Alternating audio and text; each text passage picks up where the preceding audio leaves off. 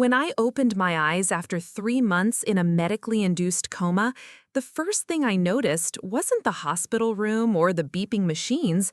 It was my sister Rachel sitting in the corner chair, scrolling through her phone with a guilty expression I'd never seen before. What I didn't know yet was that while I'd been fighting for my life, she'd been busy stealing mine. I'd love to know which corner of the globe you're watching from. And if this story speaks to you, make sure to subscribe. Tomorrow's video is one you absolutely can't miss. The roadside bomb in Kandahar province took my left leg below the knee and left me with a traumatic brain injury that would change everything. One moment, I was leading my squad through what intelligence had marked as a cleared sector.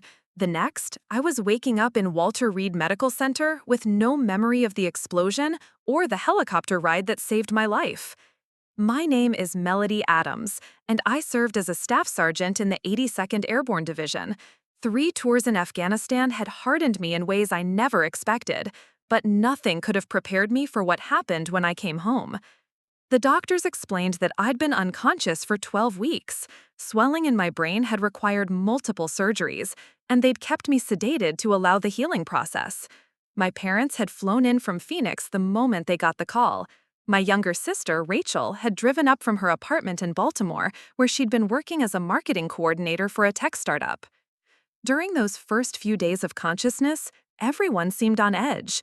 My mother kept fussing with my blankets and avoiding eye contact. My father, a retired construction foreman who'd never been comfortable with emotion, kept clearing his throat and staring out the window.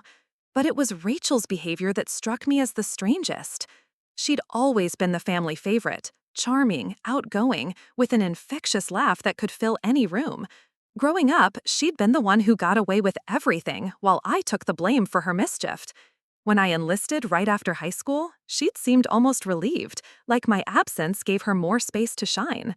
Now she sat hunched in that hospital chair, picking at her fingernails and jumping every time a nurse entered the room. When I tried to make conversation, she'd give short answers and change the subject. When I asked about my apartment back in North Carolina, about my belongings, she got defensive. "Everything's fine, Mel. Dad and I packed up your place when your lease expired. We put everything in storage." Something in her tone didn't sit right, but the medications kept me too foggy to push the issue. The brain injury had affected my short-term memory and concentration, making it difficult to hold on to thoughts long enough to examine them properly. It wasn't until my 3rd week in the hospital that I thought to ask about my Purple Heart. The medal had been awarded to me 6 months before the bombing, after an IED attack that killed 2 members of my unit and left me with shrapnel wounds across my back and arms. The ceremony had been small, just my commanding officer and a few fellow soldiers in a dusty forward operating base, but it had meant everything to me, not because of the recognition, but because of what it represented. The brothers I'd lost, the sacrifice we'd all made, the weight of service that only other veterans truly understood. I'd kept the medal in a small wooden box on my dresser, along with my other military decorations and some letters from fellow soldiers. It was one of my most prized possessions. "Rachel, when you and Dad packed up my apartment, did you see a wooden box on my dresser, about the size of a jewelry box?" Her face went pale. "I'm not sure. There was a lot of stuff, you know. It's all in the storage unit." "It had my Purple Heart in it, and my Bronze Star. Those medals are important to me." "I'm sure they're safe somewhere," she said quickly, but her voice cracked slightly. "Don't worry about that stuff right now. Just focus on getting better." But I couldn't let it go. That night, after visiting hours ended, I called my father. "Dad, about my apartment, did you see a wooden box with my military medals when you packed everything up?" There was a long pause. "Son, I hate to tell you this, but Rachel handled most of the packing. I was dealing with the landlord and the moving company. You'd have to ask her about specific items." Something cold settled in my stomach. She said she wasn't sure if she'd seen it. That's strange. Those medals were sitting right there on your dresser. Hard to miss. The next morning, I confronted Rachel directly. "I called Dad last night. He said my medals were clearly visible on the dresser when you packed up the apartment." Her face flushed red. "Maybe they got mixed in with other stuff. I was emotional, okay? My sister was in a coma. I wasn't exactly making detailed inventories." "Rachel, I need you to be straight with me. Do you know where my Purple Heart is? She stood up abruptly, nearly knocking over the water pitcher on my bedside table. I'm going to get some coffee. We can talk about this later. But later never came. Rachel started visiting less frequently, claiming she had to get back to work. When she did come, she avoided being alone with me, always timing her visits to coincide with our parents or the physical therapists. 2 weeks later, I was stable enough to be transferred to a rehabilitation facility in Virginia. The move gave me access to better internet, and I started spending my downtime researching online marketplaces, wondering if maybe someone had stolen the metals during the move. That's when I found it.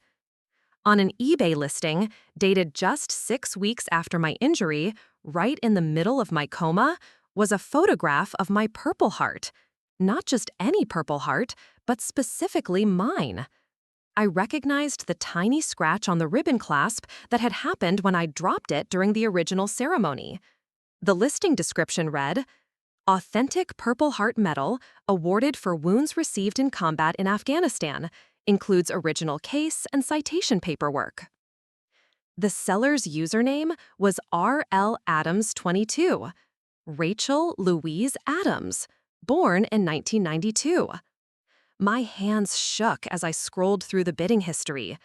The final sale price was $3,200, sold to a collector in Michigan. My sister had literally sold my blood for money while I lay unconscious, fighting for my life. The betrayal hit harder than any physical wound I'd received in combat. This wasn't just theft, it was the desecration of something sacred, the commodification of sacrifice that she could never understand because she'd never risked anything for anyone else. I took screenshots of everything, the listing, the bidding history, even cached versions of the page that showed additional photos of the medal and citation. Then I started digging deeper.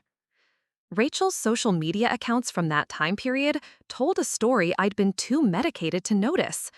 Photos of expensive dinners, a weekend trip to New York, a new designer handbag that cost more than most people's rent, all time-stamped during the weeks I'd been unconscious. She'd been living it up with the money from my sacrifice. The physical therapy sessions that week were brutal, not because of the exercises, but because I kept thinking about what I'd discovered. My therapist, a former Army medic named Kevin, noticed my distraction. "Something eating at you, Adams? You seem off your game today." I told him everything. Kevin listened without interruption, his jaw tightening as I described finding the eBay listing.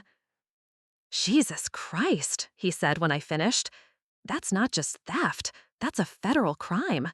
There are specific laws about selling military decorations, especially ones awarded for valor." "What do you mean?" "The Stolen Valor Act covers this stuff. Selling someone else's military honors without authorization is a felony. And if she forged any documentation or misrepresented how she obtained it, that's fraud too." That evening, I called the FBI's field office in Baltimore. The agent who answered transferred me to someone in their white-collar crime unit, who then connected me to a specialized team I'd never heard of before. "This is Agent Patricia Morrison with the FBI Veteran Crimes Unit," the voice on the other end said. "I understand you have information about the theft and sale of military decorations."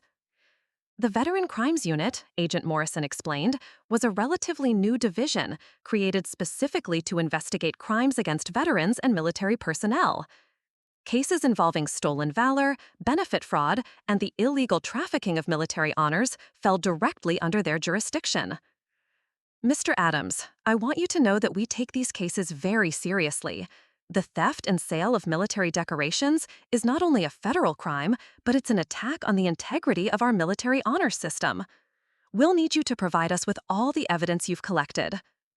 I sent her the screenshots, the eBay listing information, and Rachel's social media posts. Within 48 hours, Agent Morrison called me back. "We've opened an official investigation. The evidence you provided gives us probable cause to begin proceedings. We'll be contacting your sister for questioning, and we may need to execute search warrants depending on what we uncover." The wheels of justice were finally turning, but I knew this was just the beginning.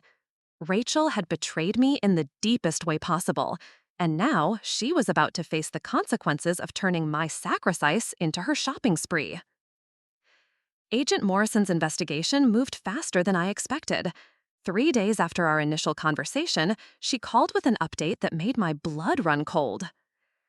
Mr. Adams, we've discovered that your sister's eBay account shows multiple sales of military items over the past 2 months. Your Purple Heart wasn't the only thing she sold. A lot of love and effort went into bringing this story to life. If you're enjoying it, we'd be so grateful if you'd subscribe to our channel. Now, back to where we left off. The list she read over the phone was devastating. My Bronze Star had gone for $1,800 to a collector in Texas. My Combat Infantryman badge sold for $400. Even my deployment patches and unit coins had been auctioned off, piece by piece, like she was liquidating a garage sale inventory. The total comes to just over $8,000 in illegal sales. We've also found evidence that she created false backstories for some items, claiming they belonged to a deceased relative to increase their value. Each revelation felt like another knife twist. These weren't just medals and patches to me, they were physical representations of the men I'd served with, some of whom never made it home. The Combat Infantryman badge had been earned during my first deployment, when our convoy got caught in a 3-hour firefight outside Musakala. The Bronze Star came after I pulled 2 wounded soldiers from a burning Humvee. Rachel had turned my brother's memories into profit margins. But Agent Morrison wasn't finished. There's something else, Mr. Adams. We executed a search warrant on your sister's apartment yesterday morning. My heart pounded. What did you find? She still had some items in her possession: military documents, personal letters, even some photographs from your deployments. It appears she was planning to sell these as well, but hadn't listed them yet. The personal letters hit me the hardest. Those were private communications from fellow soldiers, intimate conversations about fear, loss, and survival that were never meant for public consumption.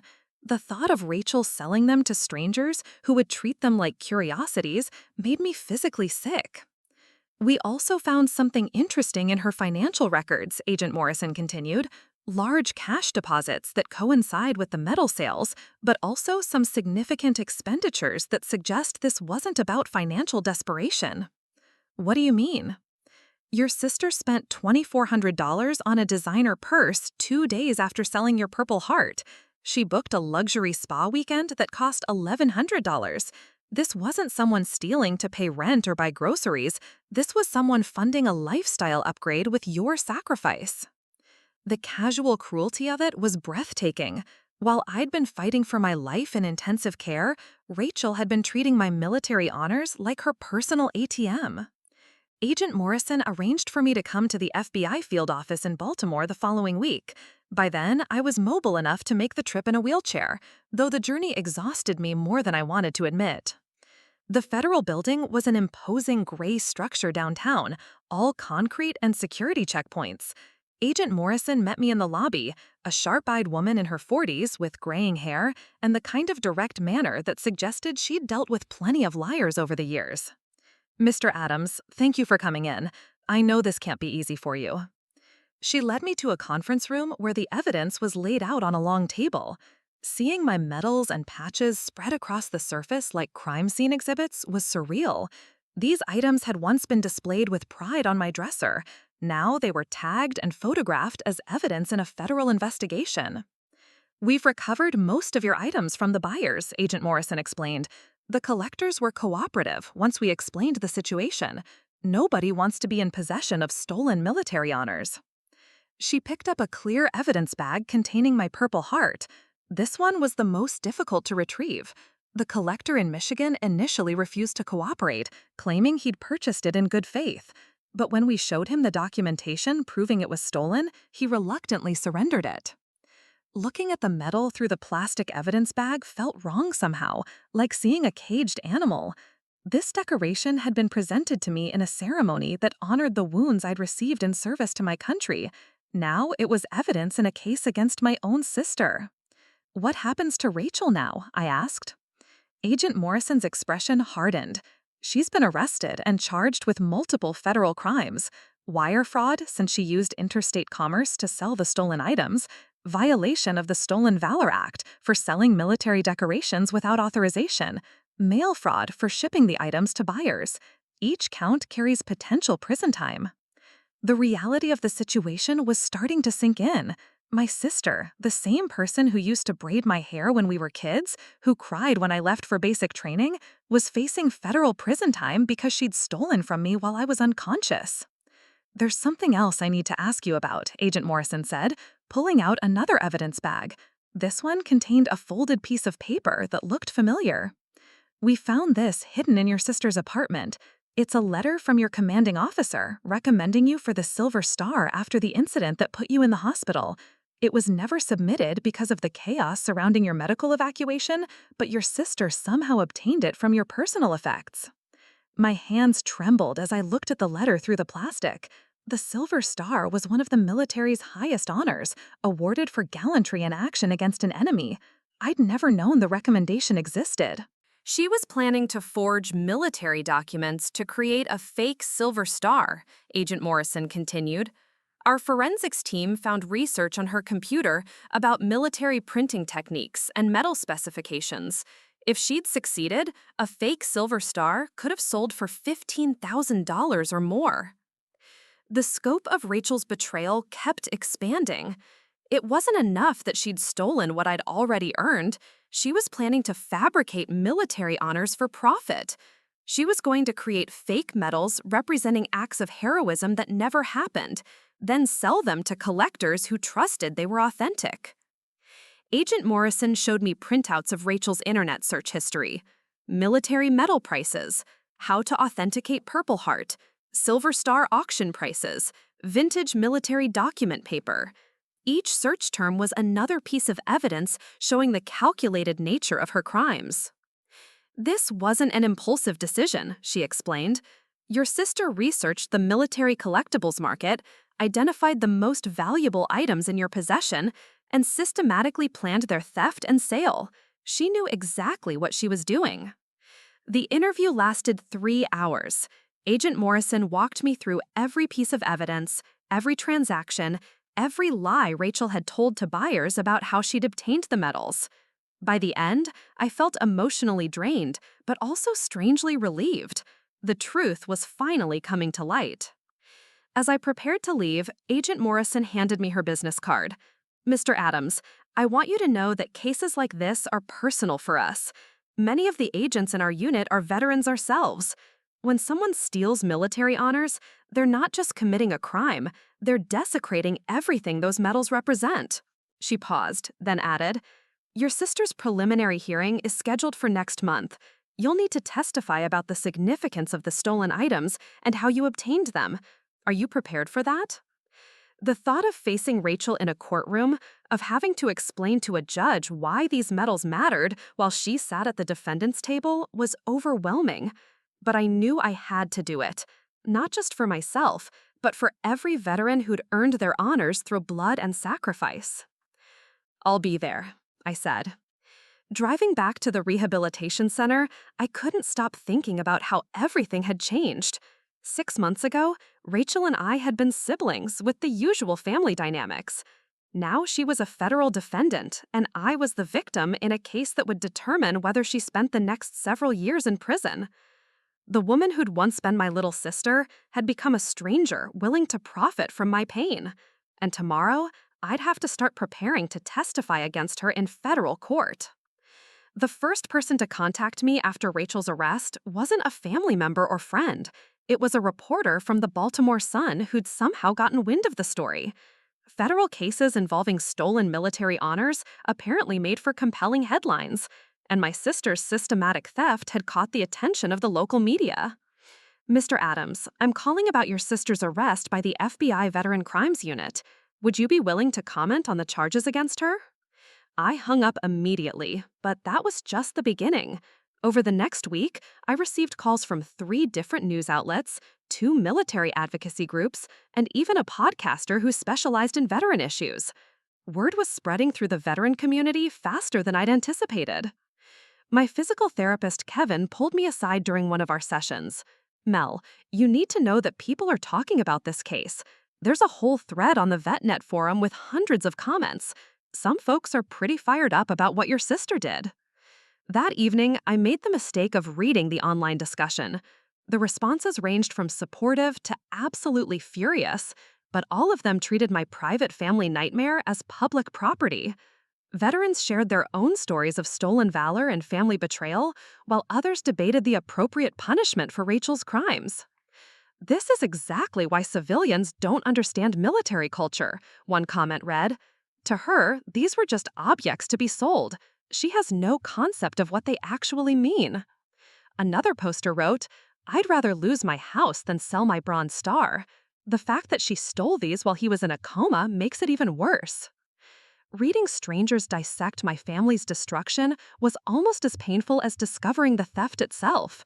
But buried in the comments, I found something unexpected: contact information for other veterans who'd experienced similar betrayals.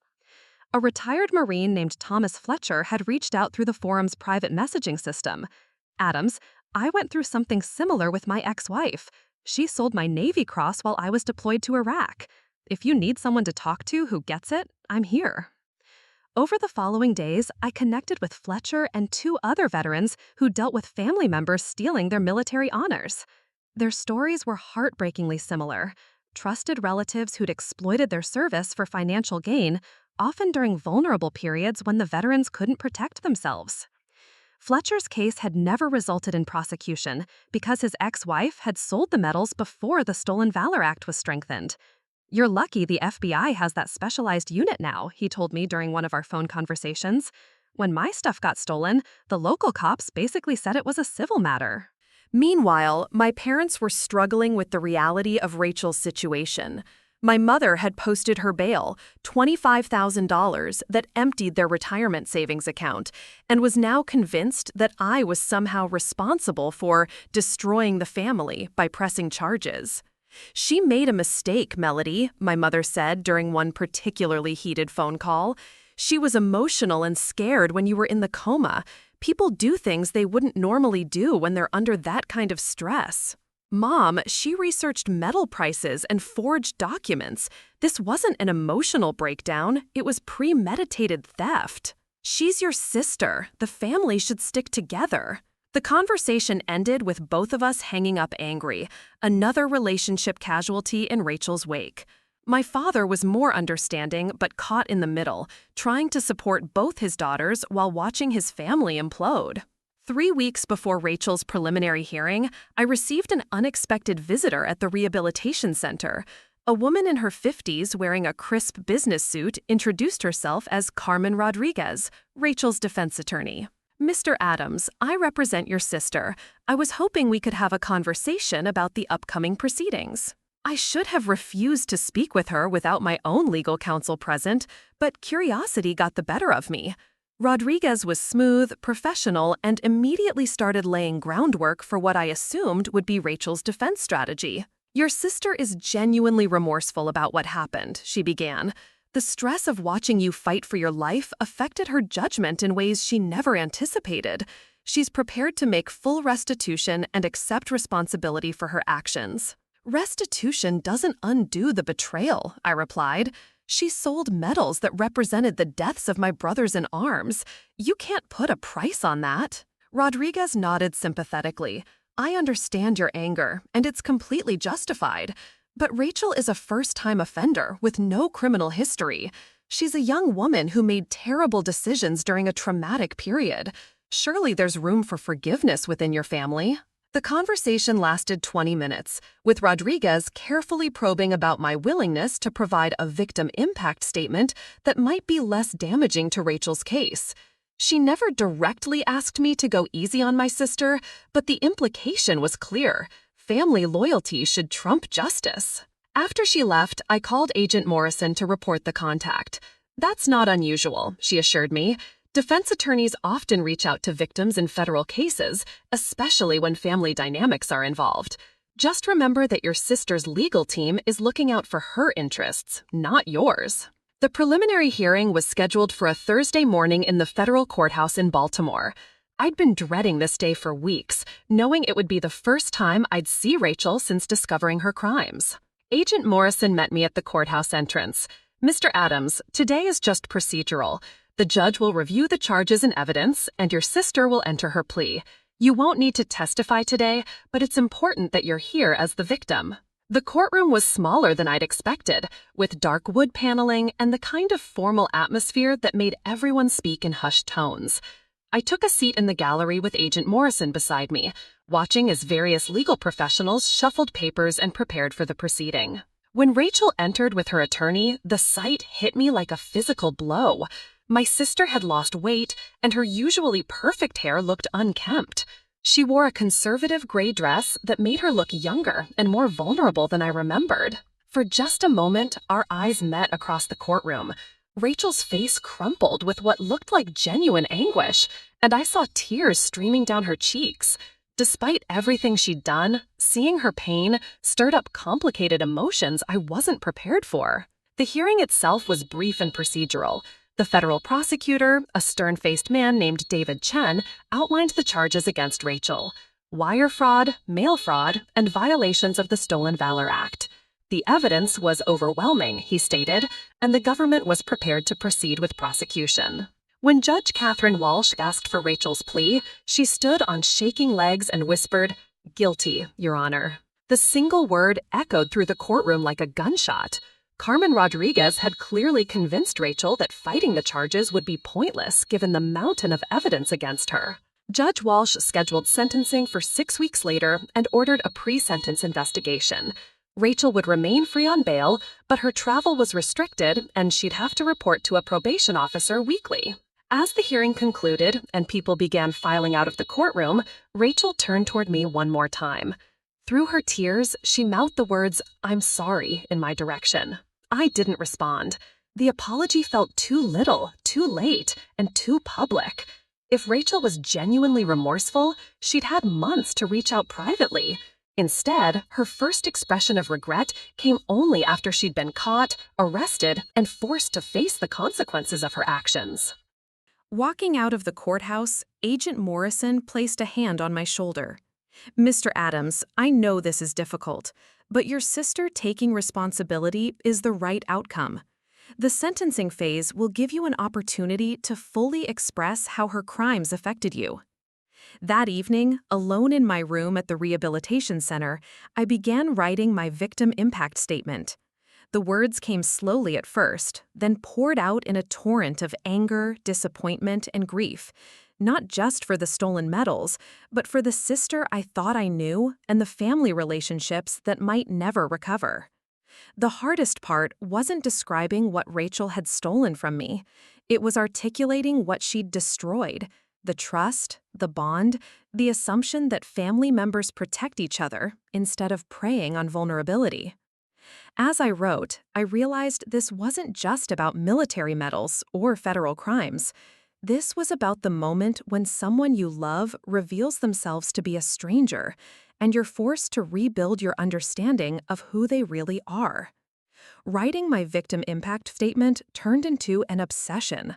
I spent hours each day crafting sentences that could somehow capture the magnitude of Rachel's betrayal, then deleting them because words felt inadequate. How do you explain to a federal judge that your sister didn't just steal objects, she stole pieces of your identity? 2 weeks into this process, I received a phone call that changed everything. The voice on the other end was unfamiliar, gravelly with age and emotion. "Is this Staff Sergeant Melody Adams?" "Yes, sir. Who's calling?" "This is Colonel James Mitchell, retired. I served with your unit commander, Captain Brooks, in Afghanistan. Son, I need to talk to you about something important." Colonel Mitchell had tracked me down through military channels after hearing about Rachel's case through veteran networks. What he told me during that hour-long conversation shattered my understanding of my own service record. "Adams, there's something you need to know about that Silver Star recommendation your sister had in her possession. It wasn't just submitted and lost in a bureaucratic shuffle like the FBI thought. It was deliberately buried." My blood went cold. "What do you mean?" Captain Brooks submitted that recommendation through proper channels, but it got blocked at the brigade level. There was politics involved, budget concerns about ceremony costs, questions about whether the action truly warranted the medal level. Some pencil-pushing major decided it wasn't worth the paperwork. The Silver Star I'd never known about wasn't just a recommendation that got lost. It was an honor that had been deliberately denied to me by military bureaucracy. Rachel had somehow obtained documentation of recognition I should have received, but never did. "There's more," Colonel Mitchell continued. "I've been making some calls since I heard about your situation. That major who blocked your Silver Star, he's now a lieutenant colonel working in Pentagon acquisitions. And word is, he's been selling information about medal recommendations to private collectors. The corruption went deeper than just my case. There was apparently a black market for military information, with active duty personnel selling details about classified recommendations, denied medals, and even personal information about decorated veterans. Colonel, are you saying there's a whole network of people trafficking in military honors?" "That's exactly what I'm saying. Your sister might have been a small fish in a much bigger pond. The FBI needs to know about this." I immediately called Agent Morrison with Colonel Mitchell's information. Her response was swift and decisive. Within 48 hours, the FBI had expanded their investigation to include potential military corruption and organized trafficking of veteran information. "Mr. Adams, this changes the scope of our case significantly," Agent Morrison explained during an emergency meeting. "If there's a network of people selling military documentation and medal information, your sister might have been a buyer rather than just a thief." The investigation revealed that Rachel had been in contact with someone calling himself Military Insider 47 on several online forums. This person had allegedly sold her not just information about my Silver Star recommendation, but detailed personal information about my service record that she never could have obtained on her own. Text message records recovered from Rachel's phone showed a months-long relationship with this mysterious contact. He'd coached her on which medals were most valuable, how to authenticate them for buyers, and even provided templates for creating fake military documentation. Your sister paid this person $2,000 for what he called a complete veteran profile, Agent Morrison revealed. That included details about your deployments, your unit assignments, even personal information about soldiers you served with. The violation felt even more profound than the original theft. Some stranger in the military bureaucracy had sold my private service information, and Rachel had used it to make her crimes more profitable. But the biggest shock came when the FBI traced Military Insider 47 back to his real identity, Lieutenant Colonel Marcus Webb, the same officer who had blocked my Silver Star recommendation 3 years earlier. Webb had been systematically stealing information about medal recommendations, both approved and denied, then selling it to collectors and family members, looking to create convincing fakes. He'd made over $50,000 in the past 2 years selling military secrets to people like Rachel. The arrest of a lieutenant colonel for military corruption made national news. Suddenly, my case wasn't just about family betrayal. It was part of a federal investigation into systematic corruption within military award systems. Colonel Mitchell called me the day after Webb's arrest was announced. "Adams, I want you to know that there are people working to get your Silver Star recommendation properly reviewed. What happened to you was an injustice, and Webb's corruption doesn't change the fact that you earned that medal." 3 days later, I received an official letter from the Department of the Army. My Silver Star recommendation was being resubmitted for review, and the Army was conducting an audit of all medal recommendations that had passed through Webb's office during his tenure.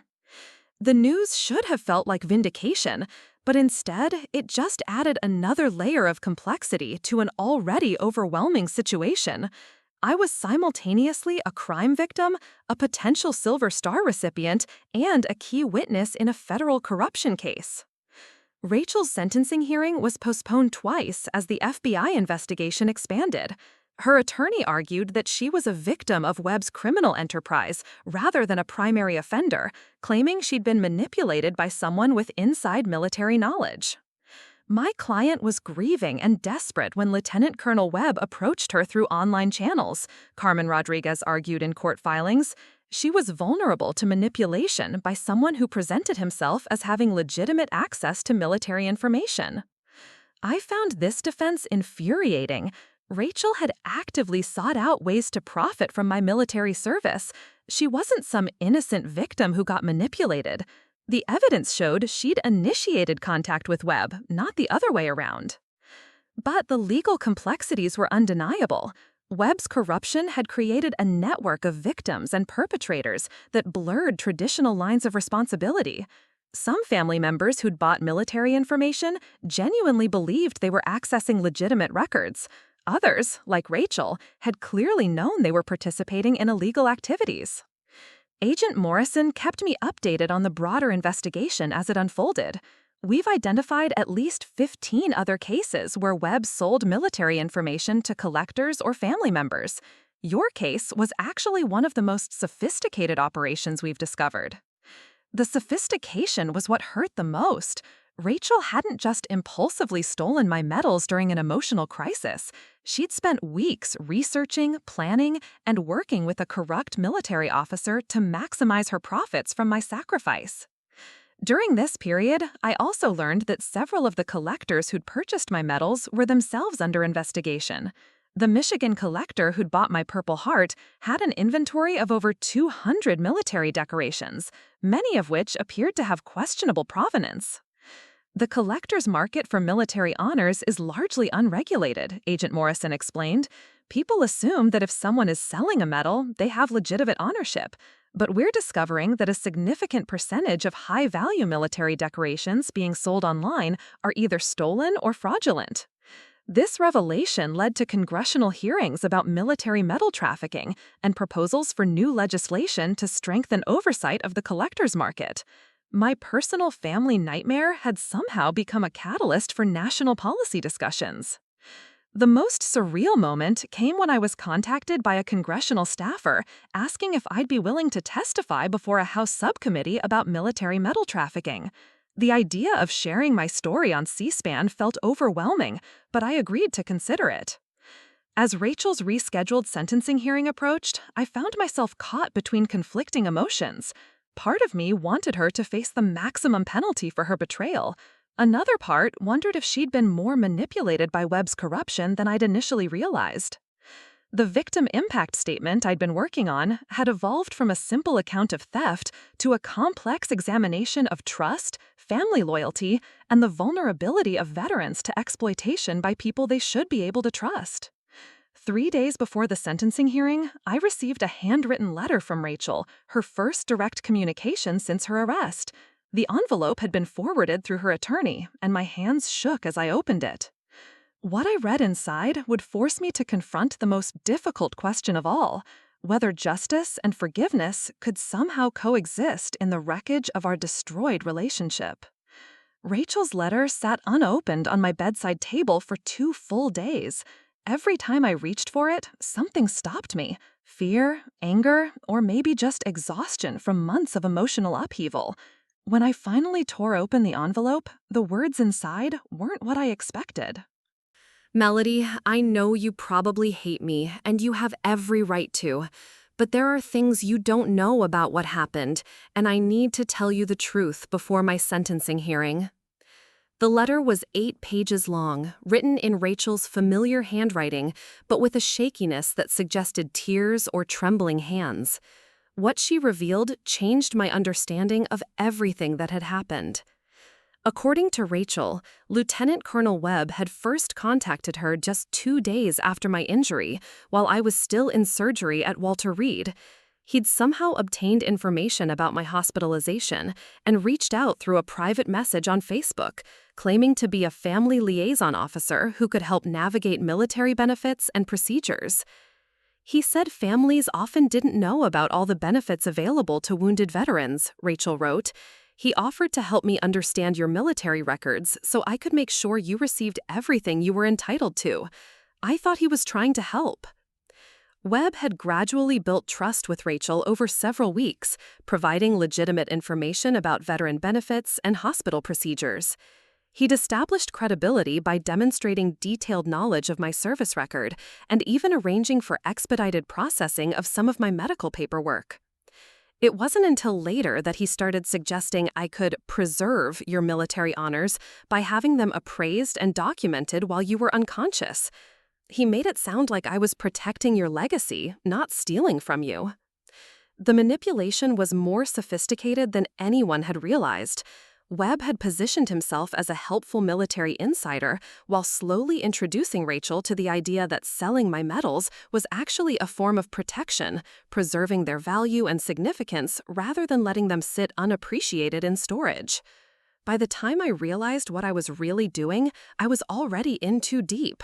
He had compromising photos of me with your medals, records of our conversations, everything I needed to get away with it. He said if I tried to back out, he'd report me to the FBI himself and make sure I got the maximum sentence. Webb had been blackmailing Rachel to continue the operation even after she'd started having second thoughts. The sophisticated documentation she'd used to authenticate the medals hadn't been her idea.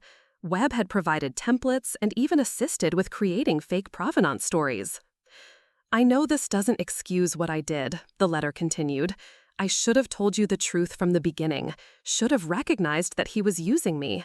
But I was scared and overwhelmed, and he convinced me that what we were doing was somehow helping you. The revelation added another layer of complexity to an already complicated situation. Rachel had certainly committed crimes, but she'd also been manipulated by a corrupt military officer who'd specifically targeted her during a vulnerable moment. I called Agent Morrison immediately after reading the letter. This changes things significantly, she confirmed. If Lieutenant Colonel Webb was blackmailing your sister, that's additional charges against him and potentially mitigating circumstances for her sentencing. The FBI had been building their case against Webb for weeks, but Rachel's letter provided crucial evidence of his predatory tactics. Other victims had described similar approaches. Webb would identify wounded veterans through military databases, then contact family members with offers of help that gradually morphed into criminal schemes. Webb specifically targeted families dealing with traumatic injuries. He knew they'd be emotionally vulnerable and unlikely to question someone who appeared to have military authority and insider knowledge. Rachel's sentencing hearing was rescheduled again while the FBI investigated her claims about Webb's blackmail. During this period, I found myself in the strange position of potentially supporting my sister's defense after months of feeling betrayed by her. The moral complexity was overwhelming. Rachel had still stolen my medals and sold them for personal gain. But if she'd been coerced by a corrupt military officer, how much responsibility did she really bear? I decided to visit Rachel in person for the first time since her arrest. We met in the visitor's room at the Federal Detention Center in Baltimore, separated by a thick glass partition that made conversation feel surreal and distant. Rachel looked terrible, thinner than I'd ever seen her, with dark circles under her eyes and the kind of hollow expression that comes from months of stress and guilt. When she saw me, she immediately started crying. "Mel, I'm so sorry. I know the letter doesn't make up for what I did, but I needed you to know that I never wanted to hurt you." We talked for 90 minutes, and gradually a fuller picture emerged of how Webb had manipulated her. He'd used her love for me against her, convincing her that military bureaucracy might deny me benefits I'd earned and that preserving my medal's monetary value was a way of protecting my future. He showed me cases where veterans had their disability claims denied, where families couldn't afford medical care because benefits got tied up in red tape. He made it sound like I was being smart and proactive by liquidating your medals while their value was at its peak. The psychological manipulation was sophisticated and targeted. Webb had studied Rachel's personality and family dynamics, then crafted an approach that appealed to her desire to help while exploiting her ignorance about military culture and procedures. "I didn't understand what those medals meant to you," Rachel admitted. "I thought they were just awards, like trophies from high school sports. Webb convinced me that you'd rather have the money from medical expenses than pieces of metal sitting in a box." This fundamental misunderstanding highlighted a gap between military and civilian perspectives that Webb had deliberately exploited. To Rachel, the medals were valuable objects. To me, they represented brotherhood, sacrifice, and memories of fallen comrades, things that couldn't be replaced regardless of their monetary worth. After the visit, I spent days wrestling with conflicting emotions. Rachel's explanation made her actions more understandable, but didn't erase the pain of discovering that my own sister had profited from my military service. The breakthrough in the case came when the FBI discovered that Webb had been running similar operations with at least 20 other military families.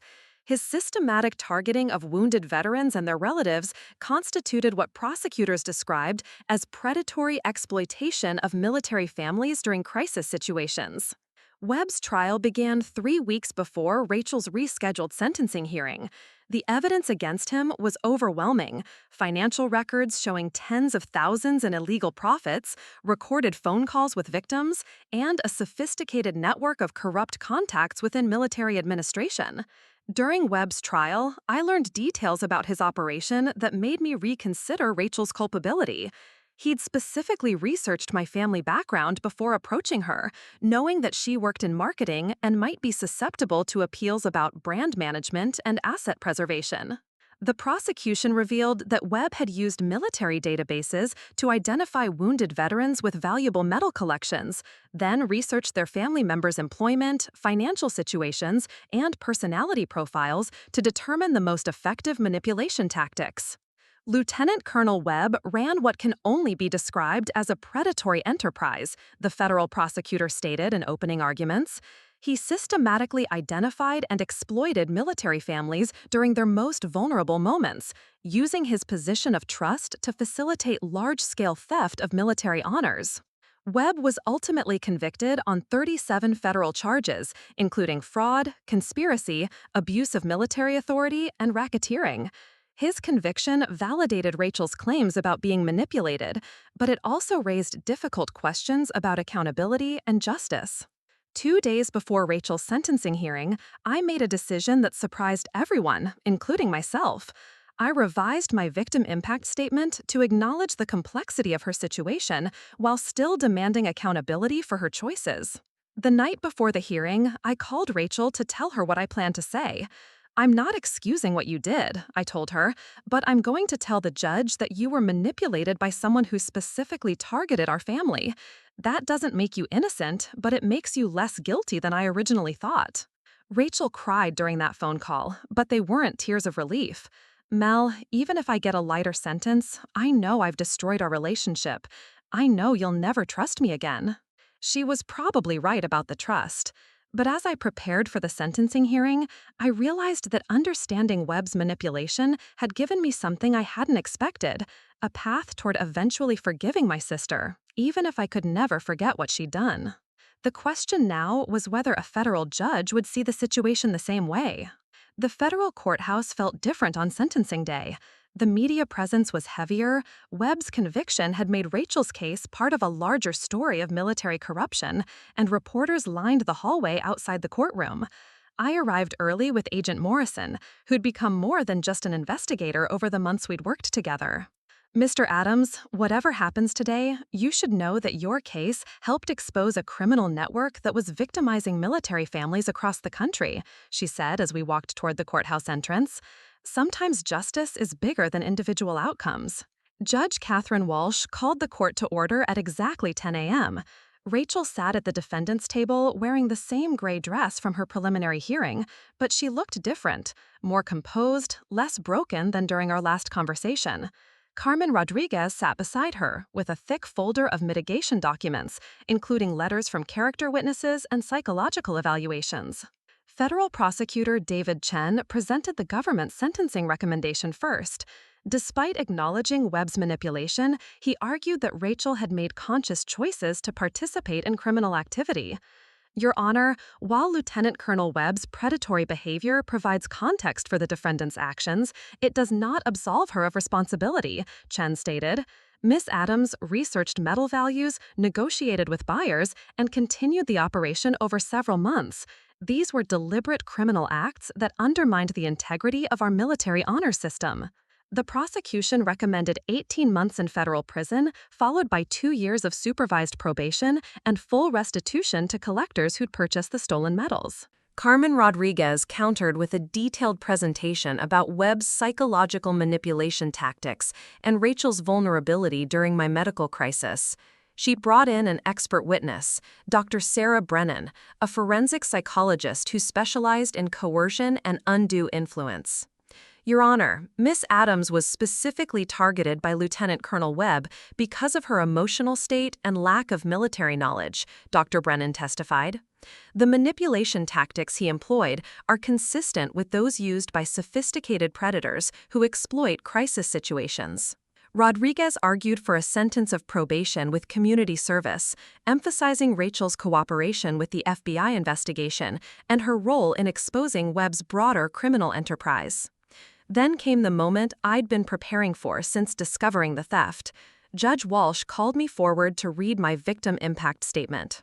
Standing at the podium, looking out at the packed courtroom, I felt the weight of everything that had happened over the past year. Rachel watched me from the defendant's table, her face pale but attentive. Your Honor, when my sister stole my Purple Heart while I was fighting for my life in a coma, she didn't just take a piece of metal. She stole something that represented the brothers I lost in Afghanistan, the sacrifices made by every member of my unit, and the physical and emotional wounds I carry from my service. I paused, looking directly at Rachel. But over the past months, I've learned that my sister was targeted and manipulated by a corrupt military officer who specifically exploited her vulnerability and ignorance about military culture. This doesn't excuse her choices, but it explains them in ways that matter for justice. The statement took 12 minutes to read. I described the impact of the theft, the betrayal of family trust, and the ongoing emotional trauma. But I also acknowledged Webb's role in creating the situation and Rachel's cooperation in exposing his criminal network.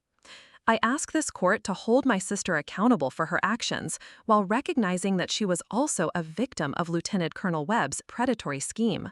Justice requires punishment, but it also requires understanding the full context of how these crimes occurred. When I finished, Judge Walsh asked Rachel if she wanted to address the court before sentencing. Rachel stood slowly, her hands shaking as she held a prepared statement. Your Honor, I want to apologize to my brother, to the veterans whose service I dishonored, and to the military community that I betrayed through my actions, she began, her voice barely above a whisper. I know that being manipulated doesn't excuse what I did. I made choices that hurt my family and violated everything my brother risked his life to defend. I will spend the rest of my life trying to make amends for the pain I caused. Rachel's statement was brief, but seemed genuine. She looked toward me several times while speaking, and I could see tears streaming down her face. Judge Walsh took a 15-minute recess to consider the arguments before returning with her decision. The courtroom fell silent as she began speaking. This case presents the court with complex questions about individual responsibility versus criminal manipulation, Judge Walsh stated. Miss Adams committed serious federal crimes that undermined the integrity of military honors earned through sacrifice and valor. However, the evidence clearly shows that she was targeted and manipulated by Lieutenant Colonel Webb during a period of extreme family crisis. The judge sentenced Rachel to 12 months in federal prison, followed by 2 years of supervised probation and 500 hours of community service focused on veteran support organizations. She also ordered full restitution and mandatory counseling for victims of psychological manipulation. This sentence reflects both the seriousness of the defendant's crimes and the extraordinary circumstances under which they were committed, Judge Walsh explained. Miss Adams must be held accountable for her choices, while acknowledging that those choices were influenced by sophisticated criminal manipulation. Rachel would begin serving her sentence in 30 days, giving her time to arrange personal affairs and complete cooperation with ongoing FBI investigations into Webb's network. As court adjourned, Rachel turned toward me one final time. We looked at each other across the courtroom for several long seconds, a moment that felt like both an ending and a strange kind of beginning. Agent Morrison walked me out of the courthouse through a side exit to avoid the media crowd. Mr. Adams, I hope you feel like justice was served today. Your sister will face consequences for her actions, but the sentence acknowledges the complexity of what happened. 3 months later, I received notification that my Silver Star had been officially approved and would be presented in a ceremony at Fort Bragg. The Army had expedited the review process as part of their investigation into Webb's corruption, and they wanted to publicly recognize veterans who'd been denied proper honors due to administrative malfeasance. The ceremony was small but meaningful. My parents attended, along with Colonel Mitchell and several members of my original unit who'd flown in for the occasion. Agent Morrison was there too, representing the FBI team that had worked the case. As my commanding officer pinned the Silver Star to my dress uniform, I thought about the strange journey that had led to this moment. A family betrayal had uncovered military corruption, which had led to justice for multiple victims and recognition I'd never expected to receive. Rachel was 3 months into her prison sentence at that point. We'd exchanged a few letters, tentative communications that focused on practical matters rather than emotional reconciliation. The relationship between us remained fractured, possibly permanently, but the anger had evolved into something more complex. 2 weeks after the Silver Star ceremony, I received a letter from one of the other families affected by Webb's scheme. They'd read about my case in the news and wanted to thank me for pressing charges that led to the broader investigation. Your courage and pursuing justice helped expose crimes against 15 other military families, the letter read. Our son's medals were stolen during his deployment, and we never thought we'd see justice until Lieutenant Colonel Webb was arrested. Thank you for fighting for all of us. Letters like this continued arriving for months. Veterans and family members whose cases had been solved because of the investigation that started with Rachel's theft of my Purple Heart. The personal betrayal had somehow become part of a larger story about protecting military families from exploitation. Agent Morrison called me 6 months after Rachel's sentencing with a final update. Mr. Adams, I wanted you to know that the Veteran Crimes Unit has opened 17 additional cases based on information from the Webb investigation. We've recovered over $200,000 worth of stolen military honors and arrested 3 other corrupt military personnel. The investigation had grown far beyond my individual case, becoming a comprehensive examination of military corruption and veteran exploitation. Congressional hearings had resulted in new legislation strengthening oversight of military records and medal authentication processes. Today, Rachel has 6 months left on her sentence. We've spoken twice on supervised phone calls, conversations that were awkward but civil. She's been working in the prison library and participating in victim impact programs designed to help offenders understand the consequences of their crimes. I don't know if our relationship will ever fully heal. The trust that was broken may be impossible to rebuild completely. But I've learned that justice and forgiveness can coexist in complicated ways, and that sometimes the worst betrayals can lead to unexpected forms of redemption. The Purple Heart that started this entire journey now sits in a place of honor in my apartment, displayed alongside the Silver Star I never knew I'd earned. They represent different things now, not just military service and sacrifice, but also the importance of fighting for justice, even when it involves the people we love most. Sometimes the hardest battles aren't fought on foreign soil. Sometimes they're fought in courtrooms and family relationships, where the stakes are just as high and the victories just as hard won. But they're still worth fighting, because justice, real justice, requires us to hold the people we love accountable for their choices, even when it breaks our hearts to do it. Looking for more? We've got 2 amazing stories ready for you right on screen. If this one touched you, these are absolutely worth your time. Click to watch them now. And hey, subscribe and hit that bell to never miss our latest uploads.